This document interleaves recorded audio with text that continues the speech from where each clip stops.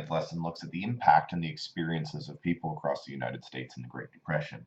This lesson, in particular, underscores the reasons for much of the things we'll cover in the multitude of later lessons that look at A, government responses, B, the pushback from groups trying to change American society, et cetera, et cetera. So you need to keep those things in mind. We'll talk about that in just a second. Now, just to recap, where and how did we get there? Now, if you're looking at the causes of the Wall Street crash, we are looking at number one, a loss of confidence. Number two, the lack of regulation. And number three, the nature of the bull market that had happened in the late 1920s. Overall, predominantly, the major cause of the Wall Street crash is a loss of confidence, okay? The structure of the market, okay, was maintained by the confidence people had in it. The fact that people continuously put their money in the market meant that the market continued to flourish, and it was sort of this never-ending cycle of increasing wealth. And when that sort of confidence disappears, the crash becomes effectively inevitable. Now, the crash didn't always necessitate, and it didn't necessarily mean there would be a depression. There are two different things. And the depression, though caused out of the crash in many ways, is also a response to a number of other factors. Firstly, it's a response to the boom in the 1920s. That debt-based society that we've talked about so much was so overstretched that those debts weighed on people heavily, and people couldn't dig themselves out for a very long time. Secondly, federal policies, or the lack thereof in many cases, and we'll get into that really in the next lesson when we look at Herbert Hoover, deepen the crisis. And lastly, monetary policy.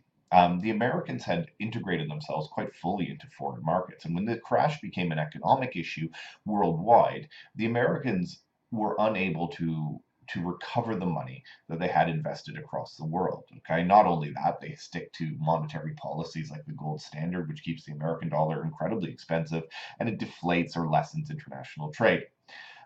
Really, what makes the miseries of the Great Depression incomprehensible was the fact that it had not been caused by want, it had been caused by abundance. And so, in effect, the fact that Americans had had so much and had leveraged themselves to such a degree meant that the Depression was caused really by their own greed. In fact, if you consider FDR's inaugural address quoted below, he said, "Our distress comes from no failure of substance. We are stricken by no plague of locusts. Nature still offers her bounty, and human efforts had multiplied it. Plenty is at our doorstep, but a generous use of it languishes in the very sight of supply." So, in many ways, Roosevelt, his inaugural address, sums up the reasons for the crisis he was about to have to face head on. And that was effectively Americans had gone crazy with material abundance.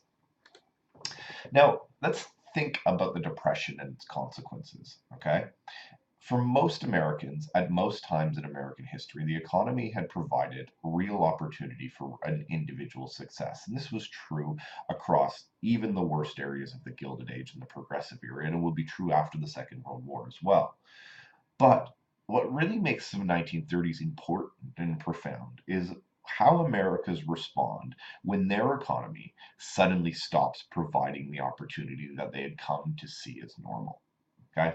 If it no longer mattered how hard you worked, i.e., the American dream, how smart you were, how capable you were, and how responsibly you took care of your money, if none of that mattered anymore, and the system in which you lived in just ended, it stopped working. Okay, it doomed you without any ability to do anything about it to a life of poverty. How would you deal with that situation? Would you blame yourself? Would you work harder? Would you strive to prosper? Would you work within that failing system? Or would you give up on the system entirely and try to change the system itself? And what would you try to change that into? Underlying all of this and those questions and the answers to those questions explain why A, America didn't change radically, but it changed somewhat, and B, why there are so many ideas that emerge in the 1930s that are a real challenge to the existing system, and we'll have to evaluate the degree to which they are and just how radical this change is. So you need to think about these questions, and you need to have these in your mind as you go through these lessons. How much change happened as a result of the crash and the Depression, and how successful were the groups advocating for various changes? We'll come to that, but it's important to keep that in mind.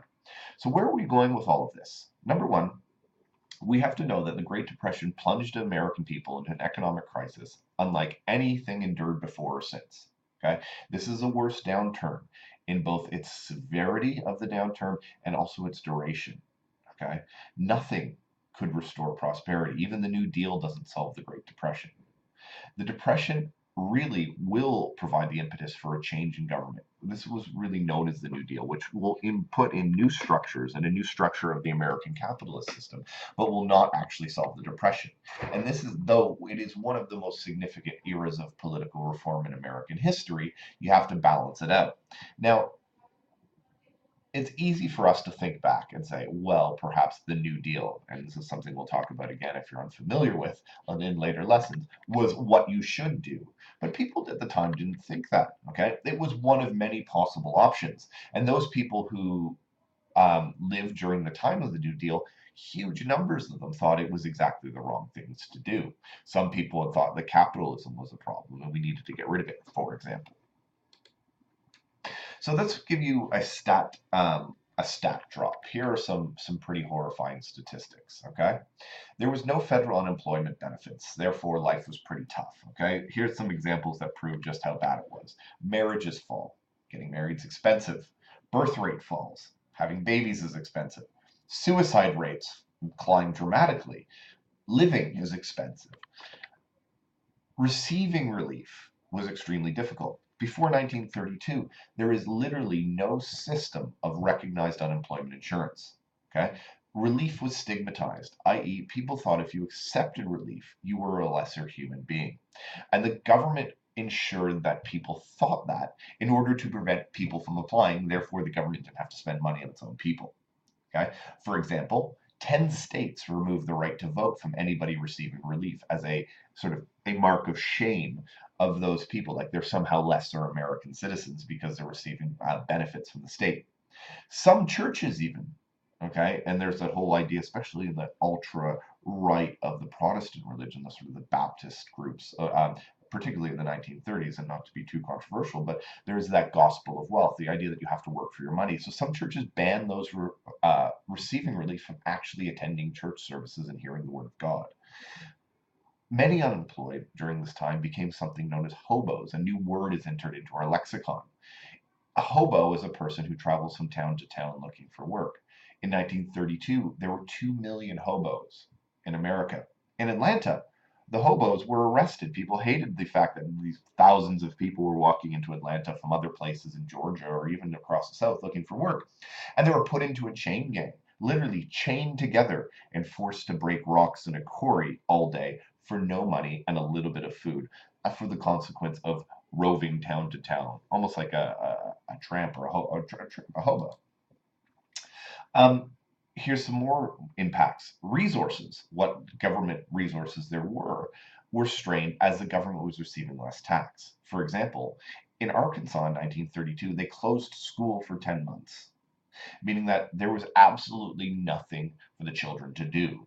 There was no possibility of them learning anything for 10 months because they couldn't afford to keep them open. Charities could only supply 6% of the relief required in 1932, and the government couldn't make up the remaining 94%. So some people just had nothing. In fact, the government, in many cases, actually cuts expenditure because they're going broke. Michigan, for instance, reduced relief from $2 million in 1931 to just $800,000 for all of the unemployed, even though the demand rises substantially in Michigan as unemployed auto workers flood the soup lines looking for a meal. In rural areas, the poverty was severe. Farmers default on their mortgage by the thousands. 58 farms for every 100 change hands in 1929. This but goes up to 77 in 1932, meaning that about 3/4 of the farmers go bankrupt. In 1931, there were 3.8 million one-parent families headed by a woman, and only 1,900 of these received any aid whatsoever because of the difficulties women had in receiving government resources. Homelessness became a major problem. The inability to pay rent meant families were forced to take shelter in makeshift shanty towns called Hoovervilles. If you found yourself ever in New York City, Central Park was almost entirely a shanty town during the 1930s, with the homeless living in box houses and hastily constructed, I don't know, structures made out of people's rubbish. Hoover blankets, which were newspapers that homeless people used to cover themselves in to protect themselves from the cold, were known as Hoover blankets. This was a really horrible time. It gets so bad. Here are some of my favorite things to really reinforce how horrible it is right now in the United States. In 1931, the African colonial subjects living in the Cameroon took a collection to aid the starving people of America. They mailed $3.77 to the city of New York to assist with relief efforts there. Even Calvin Coolidge lost faith in the free market's ability to fix itself. He said, in other periods of depression, it has always been possible to see some things which are solid and upon which you could base hope. But as I look about now, I see nothing to give ground to hope, nothing of a man. Literally, Calvin Coolidge gave up on capitalism. And this is probably the best stat of all time. In 1933, 100,000 Americans applied to the New York City Office of Immigration for a chance to immigrate to a foreign country. And the country they chose to immigrate to for a better life was Stalin's Soviet Union. And if that doesn't drive home how horrible the Depression was, I don't think anything will. Now, you ask yourself maybe, with things this bad, people sleeping in Central Park, applying to go to the Soviet Union, why didn't America's economy collapse without revolution? You may even be thinking to yourself, wait a second here. During horrible times in the Soviet Union, for instance, there was the Russian Revolution that toppled the government. In Germany, at exactly the same time, effectively a populist revolution happens, even though Hitler does achieve power through legal means. The Nazis come to power and revolutionize German government. They destroy democracy in a matter of months. But in America, despite the failure of the capitalist system, despite the length and depth of the Depression, there's no revolution. And the question that you may want to consider, and you may be asked, is why? Now let's consider the reasons. The first one is probably apathy. By the end of Hoover's presidency in 32-33, the American people had endured 3 years of worsening economic crisis. The free market or the government seemed incapable of solving the problems of the Great Depression. By the winter of 32-33, this was really the darkest hour of the Depression, Americans started to ask themselves whether they might actually have a revolution. Okay? A widely read journalist at the time, his name was Elmer Davis, said, people asked the question not as if they were seriously going to do that, but apathetically, as if nothing they could do to help or hinder it. Generally speaking, if people just feel hopeless about their situation, apathetic revolutions usually don't amount in revolution at all. The second reason is American individualism. Americans really had reacted more than anything to the breakdown of the American economic system with a resignation. They blamed themselves, and well, they just got depressed and sad. David M. Kennedy wrote that the Great Depression revealed one of the perverse implications of American society's vaunted celebration of individualism. In a culture that ascribed all success to individual striving, it seemed to follow axiomatically that the failure was due to individual inadequacy. Now, the American people, as they endured the ravages of the Depression in a failed economic system, blamed themselves.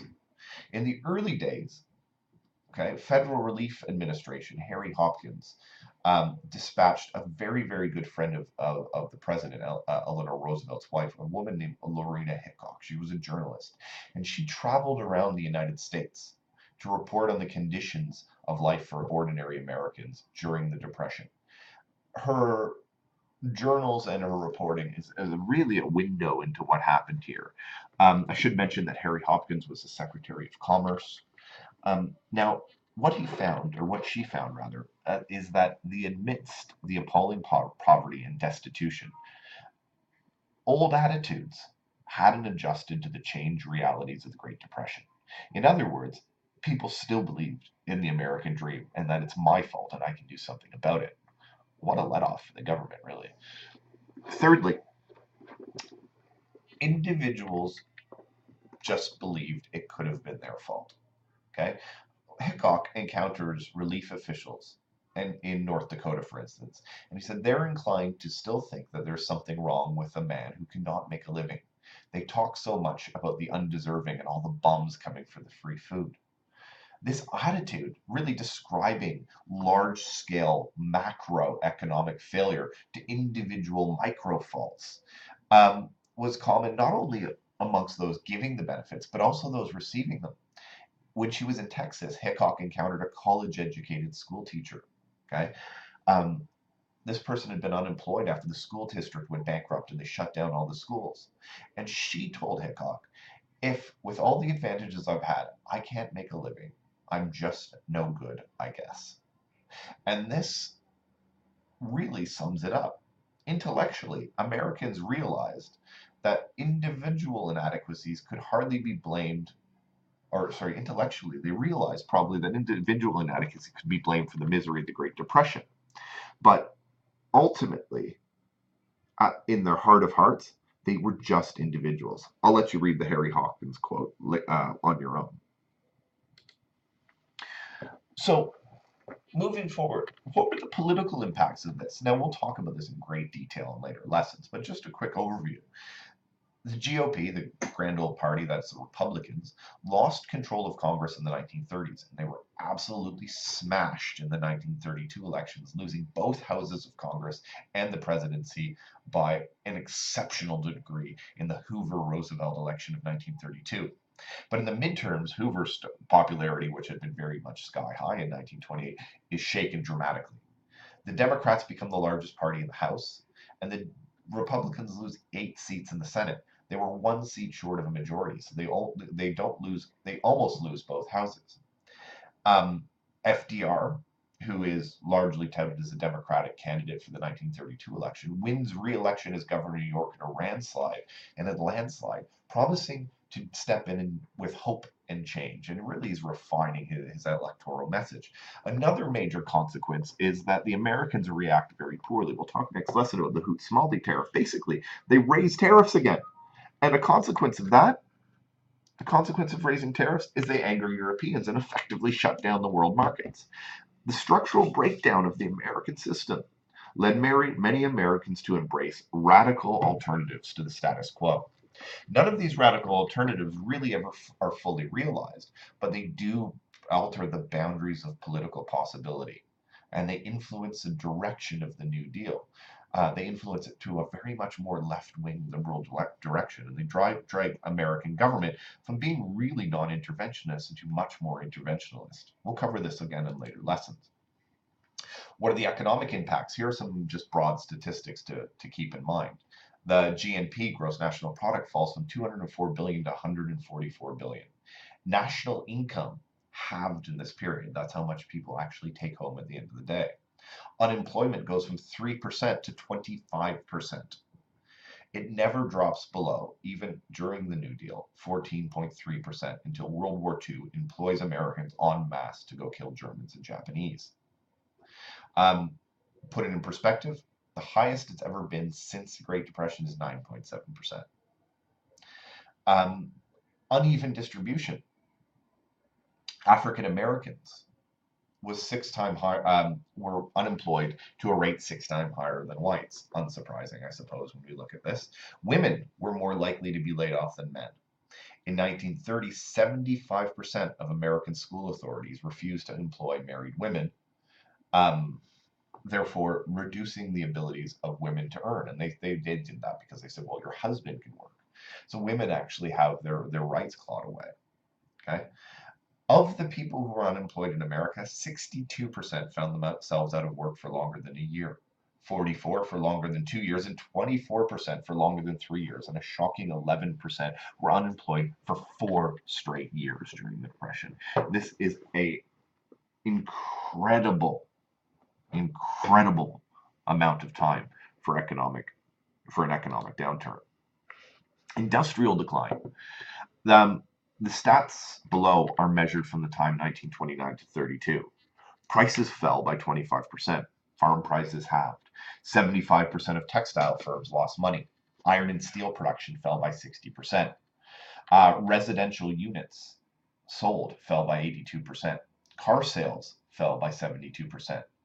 General Electric, one of the largest companies in the United States, laid off half of its workforce, and 20,000 companies went bankrupt.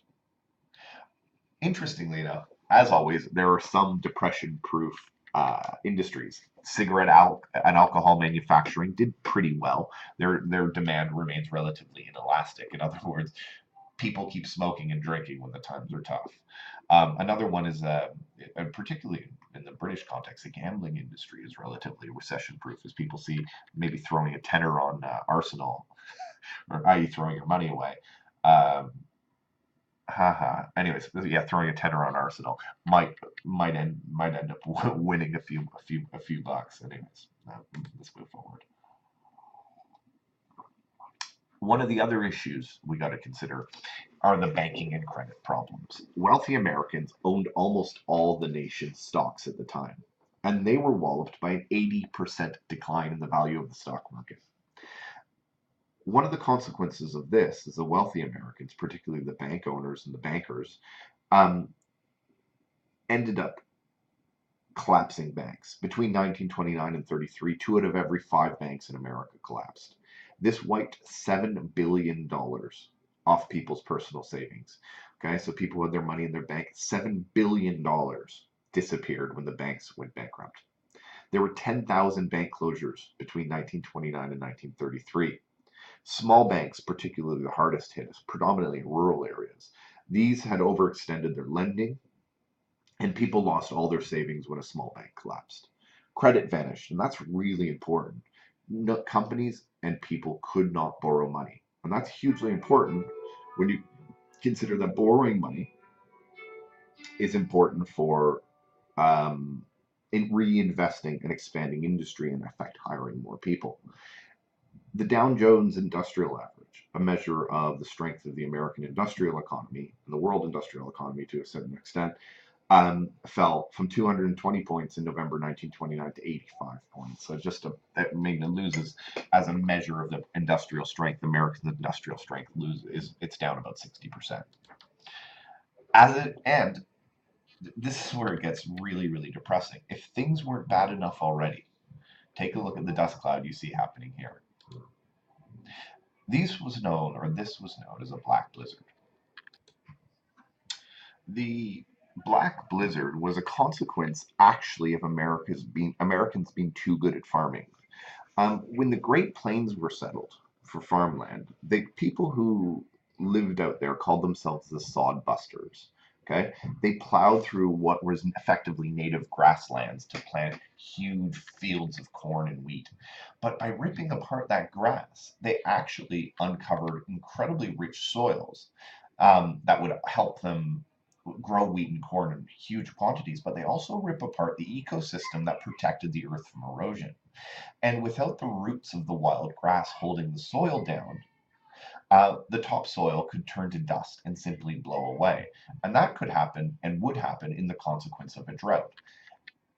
Unfortunately, and very coincidentally and horribly, 1933 brought in the worst drought in American history. In some places, consistent rains did not fall in the Great Plains for 8 years. Crops withered and dried. The dirt that had sustained the crops and had been effectively sawed and turned to dust.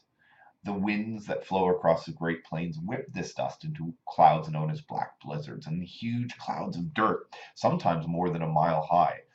They blotted out the sun, and they blew across the plains, burying people in dirt, really just destroying people's livelihoods. The people who lived through these sandstorms thought that they had been sandblasted. Their skin had been whipped and windblown by the granules of earth flying through the air. The visibility within them dropped to zero. Small animals, and in some cases even young kids, like a 7-year-old boy, for instance, suffocated from breathing in the amount of dirt. Barns and tractors were buried in great drifts of dirt. It was the crisis that no one needed, in effect. Well, what this led to? Well, if things weren't bad enough already, people made destitute by the black blizzards, the fall in production, the fall in demand, started leaving the Great Plains and the Midwest for the West and went to California in these great sort of um, convoys of humanity moving west in search of jobs. And what they found was that the Californians didn't want them whatsoever. These people were known as the Okies, as if they came from Oklahoma. Okay, traveling across the Great Plains. They came from Oklahoma, Kansas, Texas, the Panhandle, that's Alabama, Florida, and eastern Colorado. These are the areas really that became known as the Dust Bowl during the time of uh, the Black Blizzards. These people loaded their life's possessions into their cars, into their wagons, or even sometimes into wheelbarrows, and they headed west in hope of finding a better life on the coast. However, when they got to the Pacific coast, they realized that California had their own economic problems, and they had no desire for influx of destitute Okies, as they called them. And these people were seeking jobs that simply didn't exist in California. Okay, Californians even paid to put up a billboard alongside the famed Route 66, the highway that brought people from Oklahoma all the way to California, and that said, "No jobs in California. If you're looking for work, keep out." And this really was Americans turning on Americans, and the horrible experiences of these migrants and the other Dust Bowlers as they left behind their American dream remain amongst some of the most poignant examples of the hardships of American life during the Great Depression.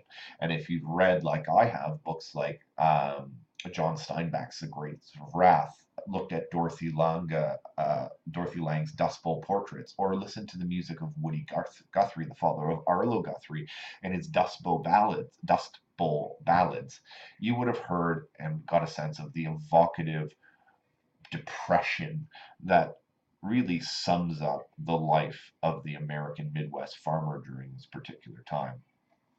So this lesson, more than anything, an overview of what life was like in the Great Depression, paints a pretty dark picture.